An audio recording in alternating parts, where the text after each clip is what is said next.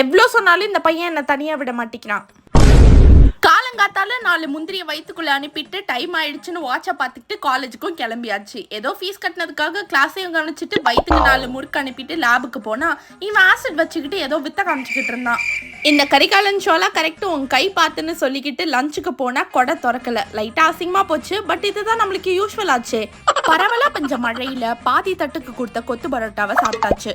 காலேஜில் முக்கால்வாசி நேரம் நாங்கள் சாப்பிட்ற மாதிரி தான் இருக்குது. ஏன்னா அங்கே போய் நாங்கள் பண்ணுற உருப்படியான விஷயம் அது மட்டும்தான். அதனால அதை மட்டும்தான் எங்களால் உங்களுக்கு காட்ட முடியுது.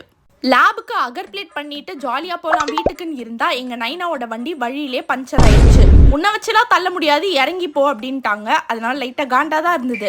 அப்புறம் எப்படியோ நான் நடந்து வரேன், எங்கள் அப்பா வண்டியில் வரேன்னு ஒரே கூத்தா போச்சு. எங்கள் அப்பாவை போங்கன்னு சொன்னால் அவங்க கேட்கவே இல்லை. வீட்டுக்கு ஒரு வழியாக வந்து இந்த கிளைமேட்டுக்கு நல்லா டீ குடிச்சிட்டு டேயும் கம்ப்ளீட் பண்ணியாச்சு. அட இவ்வளோ தூரம் தான் பார்த்துட்டீங்களா, ஒரு சப்ஸ்கிரைப் மட்டும் பண்ணிட்டு போங்க.